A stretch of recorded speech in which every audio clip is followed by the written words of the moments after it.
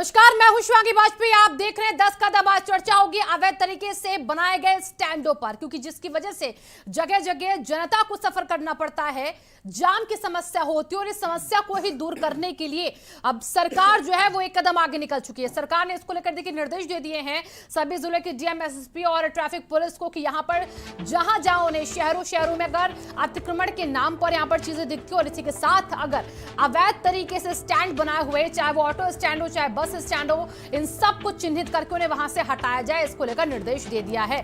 और एसीएस अवनीश अवस्थी ने इसको लेकर निर्देश जारी कर दिए। 30 अप्रैल तक के लिए वक्त दिया गया है कि हर एक अधिकारी अपने अपने क्षेत्रों में जाकर खुद मुआयना करे कि 30 अप्रैल तक क्या स्थिति है, जो गलत तरीके से अवैध तरीके से स्टैंड जो संचालित हो रहे हैं उनको लेकर क्या कुछ अभी तक एक्शन लिया गया है, जो सरकारी आदेश आया उसका किस तरीके से पालन किया जा रहा है, और अगर किसी ने इसका पालन नहीं किया या फिर अधिकारी इस बात को कंफर्म करने पर फेल हो गए कि उनके यहां पर जो अवैध स्टैंड है वो हटे हैं या नहीं हटे, तो उन पर भी कार्रवाई होगी।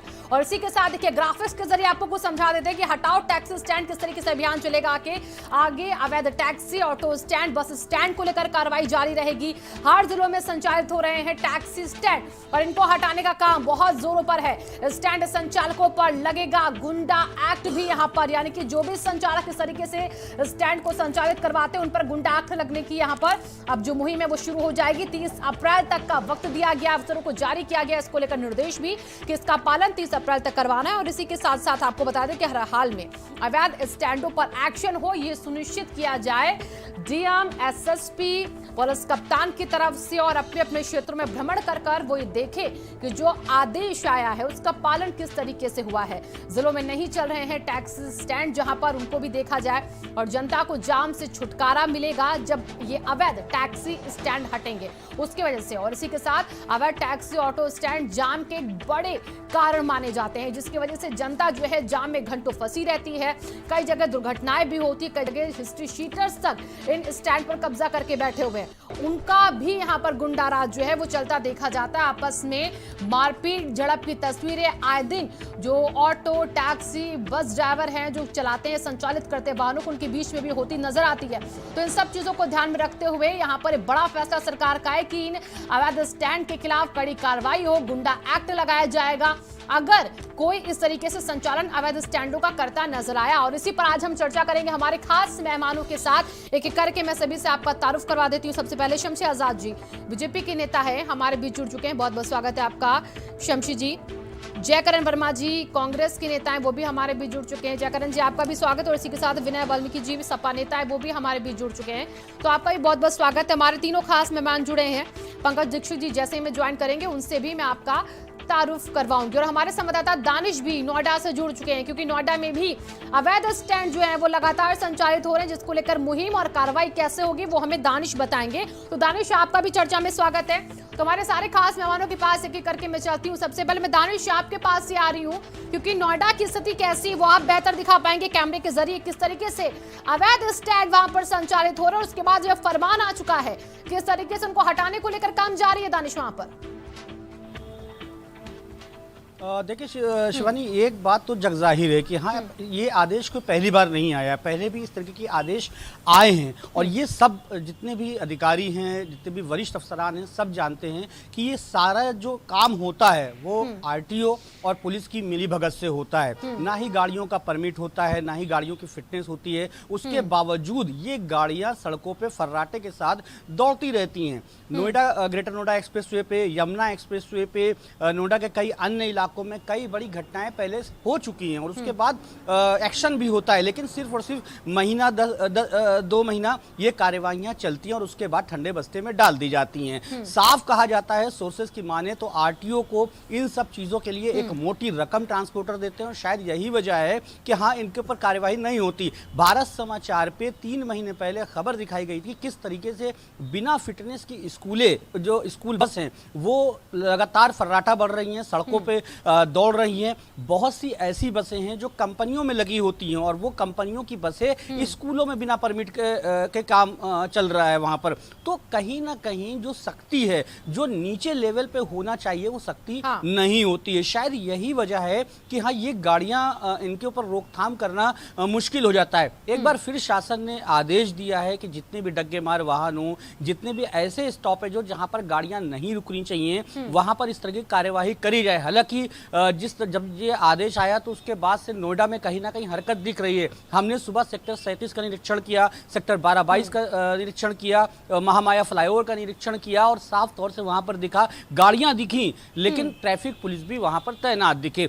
अगर सिस्टम में थोड़ा सा सुधार लाया जाए, यानी ये कहें कि अगर ट्रैफिक पुलिस, आरटीओ, स्थानीय पुलिस सही ढंग से चीज़ों को करना शुरू कर दे, यकीन मानिएगा कि एक भी ऐसी गाड़ी सड़कों पे नहीं दौड़ सकती जिसके पास परमिट ना हो, फिटनेस ना हो, वो डग्गे मार गाड़ी हो, कोई नहीं दौड़ सकता। लेकिन हाँ, कार्यवाही नहीं होती है। शायद यही वजह है कि जो ऐसे ट्रांसपोर्टर या फिर ऐसी वाहन संचालित करने वाले लोग हैं, उनके हौसले बुलंद हो जाते हैं। बिल्कुल दानिश, देखिए अब आपने जितनी भी जानकारी दी है, इससे जुड़े कुछ सवाल है जो मैं शमशी जी के पास लेकर चलूंगी। शमशी जी, देखिए, आप अवैध तरीके से जो स्टैंड संचालित हो रहे हैं उनको तो आप हटा रहे हैं, लेकिन इस बीच कई और पहलू हैं, उनको भी देखना होगा कि आरटीओ के लोग, ट्रैफिक पुलिस के लोग, स्थानीय पुलिस के लोग भी कहीं ना कहीं इसको बढ़ावा देते, उनकी नाक के नीचे अवैध स्टैंड संचालित होती, तो उन पर भी आपको कड़ी कार्रवाई करनी होगी, तब जाके अवैध स्टैंडों का पूरी तरीके से सफाया होगा। धन्यवाद शिवांगी जी, आपका, आपके चैनल का। ये बहुत ही अहम मुद्दा था जिसको आज आपने बताया, डिबेट का अहम पहलू बनाया है। देखिए, आपने देखा होगा जिस तरीके से योगी जी ने शपथ लेने के बाद एक्शन मोड में जिस तरीके से उनकी सरकार चली, उनके मंत्री जिस तरीके से उन्होंने कहा था कि 100 दिन के अंदर अपने सभी विभागों में सभी मंत्री, सभी अधिकारी जाकर समीक्षा करके वहाँ की जो कमियां हैं, वहाँ पर जो कुछ ज़रूरतें हैं उसको बताएं। तो उसमें एक बार आप ये भी देखेंगे कि मुख्यमंत्री ने ये आदेश दिया है और मुख्यमंत्री योगी आदित्यनाथ का आदेश जो है वो पत्थर की लकीर होता है। उत्तर प्रदेश में उन्होंने अगर आदेश दे दिया है तो आप यकीन जाने कि जो 30 तारीख का समय उन्होंने दिया है, एसीएस अपनी अवनीश अवस्थी भी हरकत में आए हैं और उन्होंने तुरंत जो है कमिश्नर लेबर से लेकर आईएएस, आईपीएस और जिलाधिकारी, कप्तान, एसएसपी जो भी वहाँ के हैं, सभी जिलों को ये निर्देशित किया गया साफ तौर पर, और शपथ पत्र मांगा गया उनसे, बाकायदा हलफनामा मांगा गया है कि 30 तारीख तक वो हलफनामा देकर ये बताएं कि उनके यहाँ किस तरीके से ट्रैफिक नियमों का पालन किया जा रहा है। और वो टैक्सी स्टैंड जो गुंडागर्दी करने का एक सेंटर हुआ करता है, एक पर्याय, एक केंद्र जिसको माना जाता है कि जो सबसे दबंग होता है, जो सबसे बड़ा माफिया होता है, उसके हाथ में टैक्सी स्टैंड होता है और वो वहां से संचालित करता है। आपने जिनके कंधों पर जिम्मेदारी दी है, कई जगह तो वही संलिप्त पाए जाते हैं। नहीं, हम अधिकारियों को हमने अधिकारी, बड़ी चुनौती होगी आपके लिए। देखिए, अभी आज आपने देखा होगा सुबह जिस तरीके से बड़ा फेरबदल किया गया, एडीजी वगैरह के तबादले जिस तरीके से किए, बड़े बड़े अधिकारियों के तबादले जिस तरीके से किए, तो सारे अधिकारी उत्तर प्रदेश के इस वक्त जो है ऑनलाइन है, समय पर ऑफिस पहुंचे हैं और उनको मालूम है कि योगी आदित्यनाथ के आदेश को अगर हमने जरा सा भी ढीलापन यहाँ पर दिखलाया तो तुरंत वो सस्पेंड हो सकते हैं, उनका ट्रांसफर हो सकता है। तो इसलिए आप ये समझ लीजिए कि जो आदेश मुख्यमंत्री योगी आदित्यनाथ के कलम से होकर निकलेगा वो पत्थर की लकीर है। और आप 30 तारीख तक आप देखेंगे कि उत्तर प्रदेश में जो जाम की समस्या है, जो ट्रैफिक नियमों का उल्लंघन हो रहा है, जो अनऑथराइज्ड टैक्सियां चल रही है, वो सारी चीजें जो है रोड पर दुरुस्त कर दी जाएंगी। विनय जी, मैं आपके पास आ रही हूँ। देखिए, शहर में यातायात की व्यवस्था को दुरुस्त करने के लिए 30 अप्रैल तक ये एक सप्ताह तक पूरा विशेष अभियान चल रहा है कि यातायात सही तरीके से चले, संचालित हो। अवैध टैक्सी स्टैंड पर बड़ा फोकस होगा, इसको हटाने को लेकर काम चलेगा। क्या 30 तारीख तक, 30 अप्रैल तक, एक हफ्ते में आपको लगता है मुमकिन हो पाएगा?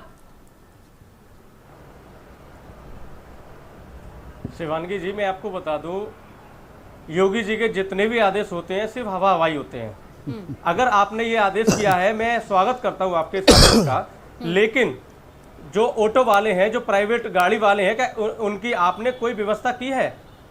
आपने एकदम आदेश कर दिया, तानाशाही आपने आदेश जारी कर दिया कि आप ये कर दीजिए।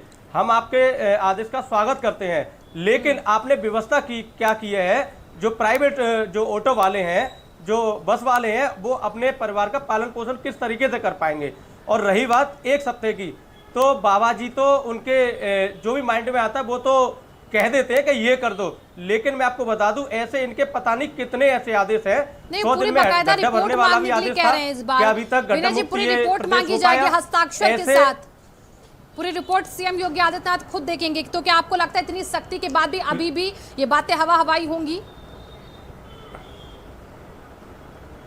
बिल्कुल हवा हवाई होंगी। मैं आपको बता दूं, ठीक है। बाबा जी तो बहुत सारी रिपोर्टें मांगते हैं, क्या उस रिपोर्ट पे क्या कोई काम हुआ? चलिए शमशी जी बताइए जरा। अभी तक मैं आपको बता दूं, सवाल क्या है ना छीनने का कि काम किया हवा है। हवाई बात और चाहे इसके वो बाद गरीबों का विकल्प क्या रोजगार है? हो। आप अवैध स्टैंड कर देखिए, हटा रहे हैं तो कई जगह समस्याएं लोगों के पास ये भी रहती कि फिर हम जाए कहाँ, उन्हें नगर पालिका वो जगह ही नहीं मुहैया कराता है। समाजवादी पार्टी का कोई भी नेता उस वक्त जो है, मैं आपको वही बता बहुत देना ज्यादा चाहता अच्छी हूं। नहीं है। मैं देखिए बाबा जी, मैं बता देना एक मिनट सुन लीजिए, अब आप कह चुके, अब हमारी बात भी सुन बाबा जी लीजिए। ने हमेशा छीनने का काम किया है। आपका चाहे बयान रोजगार छीना हो, ये चाहे साफ रोजगार जाहिर छीना हो, करता है कि आपकी चाहे मनोस्थिति पढ़ाई छीनी हो, ठीक चाहे नहीं है, आप प्रदेश के मानसिक युवाओं रूप से से शिक्षा विक्षिप्त छीनी हैं। हो।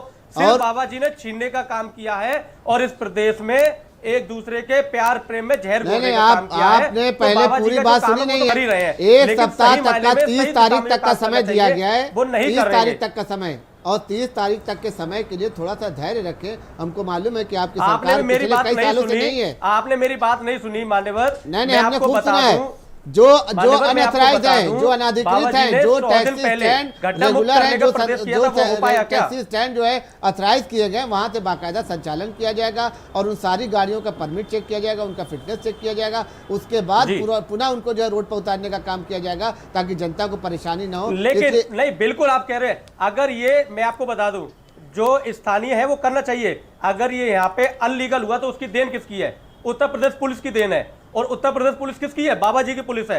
तो अगर ये आया है तो इसमें भी बाबा जी का ही हाथ है और इसमें उत्तर प्रदेश पुलिस का हाथ है। अच्छा। अगर अनलीगल ये स्टैंड लगाए तो इसमें दोष किसका है? आपका दोष है, भारतीय जनता पार्टी का दोष है। हर चीज का समय होता है भाई साहब, हर चीज का समय होता है। आज वो समय आया है कि इस समस्या का समाधान किया जाए और इस समस्या को जड़ से मिटाने का काम किया जाए। आपको खुद परेशानी होती होगी लखनऊ में, लेकिन आपकी सरकार थी, आपने कभी समय पर उठाया कोई बात? खराब करें, आपकी सरकार थी, आपने कोई एक्शन लिया था इस पर? हमने तो कम से कम एक्शन लिया, हमने तो कम से कम अपने कमिश्नर लेवल के अधिकारियों को, एसएसपी लेवल के अधिकारियों को, सारे जिला अधिकारियों को सूचित किया, उनसे बाकायदा रिपोर्ट मांगी है, एक हफ्ते का समय दिया है। तो थोड़ा सा सब्र करें, आप धैर्य रखें। एक हफ्ते का समय आपको दिया कि उसके बाद भी आपको बोलने का मौका मिलेगा। रिपोर्ट तो पता नहीं किस किस की मांगी गई है, हम तो सबर करेंगे। आ रही हूँ विनय जी, मैं आपके पास, मैं जयकरण वर्मा जी के पास चलूंगी। जयकरण जी बहुत देर से इंतजार करें, मैं आपके पास आती हूँ विनय जी। सबरी करके बैठे हैं। जयकरण जी, क्या आपको भी विनय जी की तरह यही लग रहा है कि ऑप्शन भी आपके पास नहीं है, आप बैठे रहें सिर्फ? जयकरण जी, आपको भी लगता है कि सिर्फ बातें, सिर्फ ऑर्डर पास किया गया, सिर्फ निर्देश, इस पर कोई काम नहीं होगा अवैध स्टैंड्स को हटाने को लेकर? क्या आपको भी ऐसा ही लग रहा है? नहीं शिवांगी जी, मेरा इतना कहना है हाँ, कि उत्तर प्रदेश सरकार देर से आई लेकिन दुरुस्त आई। उसको आज ये मालूम हुआ कि उत्तर प्रदेश की सड़कें, शहर, कस्बे, बाजार आज भी माफियाओं के कब्जे में हैं। आज सरकार चेती है, मैं उसके लिए उसका शुक्रगुजार हूँ। मैं इतना कहना चाहता हूँ कि जब आज माफियाओं के चंगुल में हमारे सड़कें हैं, बाजार हैं, कस्बे हैं, तो उन माफियाओं को एक दिशा निर्देश सरकार को देने की क्या आवश्यकता थी? योगी जी के लिए बहुत सरल उपाय था कि वो अपने माफिया राज के जो मुखिया हैं या जिनको जिले में उन्होंने जिम्मेदारी सौंपी होगी, जब माफियाओं के ही संरक्षण में सब कुछ हो रहा है तो निश्चित है सरकार का संरक्षण कैसे होगा। माफियाओं के संरक्षण में? जयकरण जी इसको पूरा डिस्क्राइब कीजिए ताकि शमशी जी समझ जाए, मैं भी कंफ्यूज हो गई। कैसे माफियाओं के संरक्षण में सब कुछ? जी को चाहिए कि अपने सत्ता से जुड़े माफियाओं को बुला करके एक बंद कमरे में उनको दिशा निर्देश दे देते तो ये आदेश जारी करने की उनको जरूरत न पड़ती। कौन है सत्ता से जुड़ा माफिया? जी आदेश पर आदेश देते जा जयकरण जी, कौन है सत्ता से जुड़ा माफिया? उनका आदेश का पालन नहीं हो पा रहा है।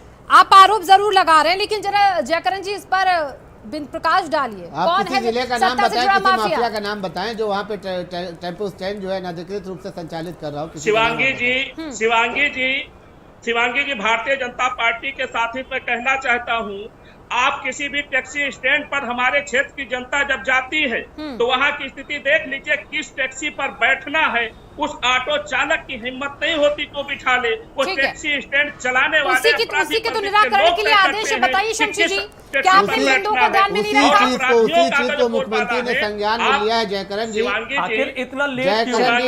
इतना लेट क्यों? मैं ये जानना चाहता हूँ, इतना लेट क्यों? क्या 5 सालों में सो रहे थे? 5 सालों में सो रहे थे? आज लोग ये आ गए। ठीक है विनय जी, आप बोलिएगा। पहले मैं चाहती हूँ शमशी जी जवाब दे दे। माफियाओं का राज।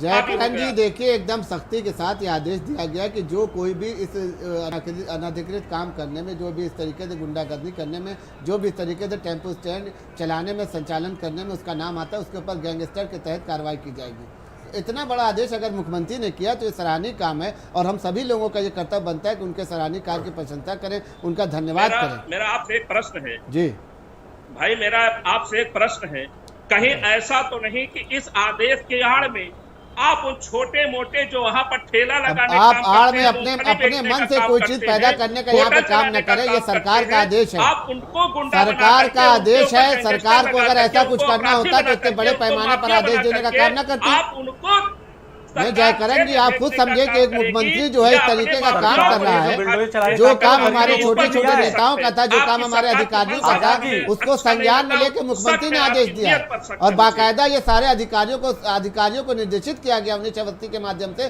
कि बाकायदा उसका शपथ पत्र हलफनामा उसका देना होगा कि किस जिले में कौन सी स्थिति बनी हुई है। तो आप हल्के में ले रहे हैं, इसको बहुत गंभीरता से लेने की बात है। स्वीकार कर लीजिए, मैं हल्के में इसलिए ले रहा हूँ कि पुलिस के आजाद जी, आप ये स्वीकार कर लीजिए कि आपके छोटे-छोटे निर्णय मुख्यमंत्री जी हम उसी पे कार्रवाई करने के लिए आदेश लेकर आए हैं। हम ऐसे ही टेम्पो संचालन करने वाले लोगों के खिलाफ जो बेवजह गली हम नुक्कड़ पे अपने स्टैंड लगा देते हैं, वो लगवाने के लिए हम काम कर रहे हैं और जनता का हमको समर्थन मिल रहा है। आपका काम ये है कि आप सिर्फ जो है गंदगी ढूंढने का काम करते हैं, आपका काम वही है कि मक्खी की तरह शरीर की सारी खूबसूरती छोड़कर एक पॉइंट पर पहुंचती जाती। जयकरण जी, ठेले वाले, रिक्शे वाले, इनका तो जिक्र नहीं है अभी फिलहाल आदेश में। स्टैंड पर बात हो रही है जयकरण जी, अवैध स्टैंड पर बात हो रही है, चाहे वो ऑटो का स्टैंड हो, टैक्सी का स्टैंड हो या फिर बस स्टैंड हो, ठेला वाले, रिक्शे वाले कहाँ से आ गए बीच में? अभी शिवांगी जी, मैं आपसे सिर्फ ये पूछना चाहता हूँ, वाल्मीकि जी आपके पास आ रही, हमारे बीच हमारे एक और मेहमान जुड़ चुके हैं, पंकज दीक्षित, अध्यक्ष ऑटो रिक्शा संघ के। मैं आती हूँ अपने बाकी मेहमानों के पास। पंकज जी, स्वागत है आपका इस चर्चा में। आप थोड़ा देर से हैं, लेकिन देखिए मुद्दा बहुत बड़ा है। आरोप क्या लगते हैं कि संचालन जो होता है टैक्सी स्टैंड का, जो अवैध तरीके से होता है, वहां पर गुंडागर्दी भरपूर होती है, जिसकी वजह से यातायात प्रभावित होता है, जिसकी वजह से जनता को सफर करना पड़ता है, जाम से जूझना पड़ता है, और इसके लिए सरकार का एक बड़ा आदेश आया है कि अब ऐसे लोगों पर एक्शन होगा। देते हैं, बताइए पंकज जी, कैसे आप इसको देखते हैं? जो ठेकेदार है, इसलिए वो अभी चलता है। धन्यवाद देना चाहूंगा, उन्होंने एक बहुत बड़ी समस्या को मद्देनजर रखते हुए उन्होंने एक बहुत बड़ी संरक्षण दे रहे हैं। ठीक है विनय जी, एक मिनट रुकिए ना, अभी बात सुन लेते पहले पंकज जी की। बोलिए। मैं भारत समाचार न्यूज चैनल को पहले तो सबसे पहले बहुत बहुत धन्यवाद देना चाहूँगा। उन्होंने एक बड़ी गंभीर समस्या को, बहुत बड़ा ये मुद्दा है और इसमें काफ़ी सारे लोगों की जो है भावनाएं भी जुड़ी हैं और इसको अगर सीरियसली लिया जाएगा तो बहुत बड़ी समस्या दूर होगी। तो पहले मैं आपको धन्यवाद देते हुए अपनी थोड़ी सी बातें रखना चाहूँगा। ये बात बिल्कुल सही है, अवनीश अवस्थी जी, श्रीमान अवनीश अवस्थी जी ने एक आदेश जारी किया है कि पूरे उत्तर प्रदेश ज़िले में जहाँ जहाँ भी अवैध रूप से ऑटो और टेम्पो स्टैंड चल रहे हैं उनको तत्काल रूप से बंद किया जाए, उनको हटाया जाए। लेकिन मैं अगर व्यक्तिगत रूप से मैं अपनी राय ये दूंगा कि जो उनका जो आदेश है वो अव्यावहारिक है और उनको या तो फिर बहुत सारी चीज़ों की प्रैक्टिकली जानकारी नहीं है, क्योंकि सही बात जो है वो हमारे उत्तर प्रदेश राज्य सरकार के प्रतिनिधि भी मेरे सामने बैठे हुए हैं, तो शायद मैं सबके संज्ञान में ये बात लाना चाहूँगा, पूरे उत्तर प्रदेश में एक भी ऑटो टेम्पो का अधिकृत स्टैंड बनाया ही नहीं गया है। अच्छा। और हम लगातार वर्ष 2006 से प्रयास कर रहे हैं। वर्ष 2006 में हम माननीय उच्च न्यायालय में गए, जब हमारे लगातार प्रयासों के बावजूद जब कोई सफलता नहीं मिली तो हाई कोर्ट ने आदेश दिया कि भाई लखनऊ महानगर में ऑटो टेम्पो के स्टैंड चिन्हित किए जाएँ और इनका डेवलपमेंट LDO और नगर निगम इनका डेवलपमेंट करे और इसको संचालित कराए। उसके बाद भी नहीं किया गया। फिर 2009 में हमने कंटेम्प्ट किया हाई कोर्ट में, तो आनन फानन में कुछ जगहों को चिन्हित करके और ये कह करके टाल दिया गया कि इसका डेवलपमेंट नगर निगम और LDA करेगा। उसके बाद हम लोग लगातार प्रयास करते रहे, लगातार सरकारें आती गई, मतलब हम किसी एक सरकार को एलिगेट नहीं कर रहे हैं, पिछले की सरकारें उन्होंने कुछ किया ही नहीं। इसके बाद जब अब फिर से लगातार, तो वर्ष 2019 में भी फिर हम लोग हाई कोर्ट में गए, तो अल्टीमेटली हाई कोर्ट ने स्पेसिफिक आदेश किया कि नगर निगम ही एक ऐसी संस्था है जो कि नोडल संस्था है जो स्टैंडों का निर्धारण करेगी। और इसके एवज में थोड़ा सा मैं ये भी बताना चाहूँगा, यूनियन एंड से हमने लखनऊ महानगर में 52 जगहों को प्रस्तावित किया था कि इन जगहों पे स्टैंड बनाए जा सकते हैं, आप इसका भौतिक सत्यापन कर लें। तो उसके एवज में वर्ष 2020 में तत्कालीन मंडलायुक्त थे श्रीमान मुकेश मेश्राम जी, उन्होंने इनिशिएटिव लिया, हमारी बात को समझा और उन्होंने आदेश दिया कि नगर निगम, ट्रैफिक पुलिस और ऑटो टेम्पो यूनियनों की एक ज्वाइंट कमेटी बनाई जाए और जो यूनियन के द्वारा प्रस्ताव दिया गया है इसका भौतिक सत्यापन कराया जाए और जो जो जगह लीगली सही पाई जाए उन पर स्टैंड निर्धारित कर दिए जाएँ। ठीक है। फिर ज्वाइंट कमेटी का गठन हुआ और ज्वाइंट कमेटी में यातायात पुलिस, नगर निगम और ऑटो टेम्पो यूनियनों के प्रतिनिधि शामिल थे। 52 जगहों का पूरा सर्वेक्षण हुआ, उसमें से 49 जगह आज की तारीख में निर्धारित हो चुकी हैं। इसके बाद हमने एक प्रस्ताव और दिया नगर निगम को, क्योंकि ऑटो टेम्पो की परमिट सरकार ने दे रखे हैं, वो चलेंगे तो है ही कहीं ना कहीं से, स्टैंड भले निर्धारित ना हो, क्योंकि उनका काम है सवारी भरना चढ़ाना। अगर आप जगह निर्धारित करेंगे तो ठीक, नहीं करेंगे तो भी ठीक। ठीक है। तो हम, और उसकी वजह से ही कई बार होता है कि जो इलीगल लोग हैं उसकी आड़ में धनुगाही करते हैं, वसूली करते हैं। पंकज जी, मेरी को 1 मिनट पूरी बात हो जाने दीजिए। तो हमने एक प्रस्ताव दिया नगर निगम को कि इसके एवज में आप छमाही या सालाना हमसे ठहराव शुल्क निर्धारित कर दें, मिनिमाइज, और उस ठहराव शुल्क को हम प्रति गाड़ी देने को तैयार हैं। और जो जगह आप जो फाइनलाइज कर रहे हैं उन जगहों पे यूनियन उनका संचालन देखेगी निःशुल्क, और जो लाइसेंस निर्धारित किया जाएगा वो भी हम देने को तैयार हैं। नगर निगम ने पिछले वर्ष 2021 में वो लाइसेंस शुल्क भी निर्धारित कर दिया। मैं आप सबके संज्ञान में लाना चाहूँगा, अगर आप रिटर्न में देखना चाहेंगे तो मेरे पास में वो लेटर है नगर निगम का। 1500 रुपये ऑटो का सालाना, 1500 रुपये ई रिक्शा का, इसी तरीके से विक्रम टेम्पो का 2000, और जो बड़ी गाड़ियां हैं नगर बस या ट्रक वगैरह उनका 3000 ठहराव शुल्क निर्धारित कर दिया है। लेकिन बावजूद इसके अभी उससे बात आगे नहीं बढ़ पाई है। हम लगातार लिखित में मौखिक रूप से अधिकारियों से पशु कर रहे हैं कि भाई जो 49 जगह निर्धारित कर दी गई हैं उन जगहों पे आप हमें संचालन की लिखित में आप अनुमति दीजिए, हम वहाँ संचालन कराएं, ताकि जो अवैध तत्व हैं, जो गंदे एलिमेंट्स हैं, जो वसूली करते हैं और उसका कोई सरकार को राजस्व के रूप में लाभ भी नहीं मिलता है, बिल्कुल, तो वो जगहों को निर्धारित करके आप ऑटो टेम्पो जो यूनियन है, जो अधिकृत यूनियन है, लीगल यूनियन है, उनका आप संचालन दीजिए। ठीक है शमशेर जी, आपने सुना पंकज जी की बातों को कि वो कोर्ट तक गए हैं, उन्होंने लगातार इसको लेकर अपनी बात भी सामने रखी, लेकिन उसके बाद भी चीजों का समाधान जो है वो हो नहीं पा रहा। मैं इसी मुद्दे पर आपसे जवाब लूंगी। अभी एक छोटे से ब्रेक के लिए हम रुकेंगे, ब्रेक के बाद वापस आएंगे तो चर्चा आगे बढ़ाएंगे कि जब लगातार सरकार ये कह रही है कि अवैध स्टैंड को हटाया जाए तो उसके पीछे के जो कई पहलू हैं वो क्यों छूट रहे हैं, उन पहलुओं को भी देखना बहुत जरूरी हो जाता है। एक छोटे से ब्रेक के लिए रुकते हैं, फौरन होंगे हाजिर।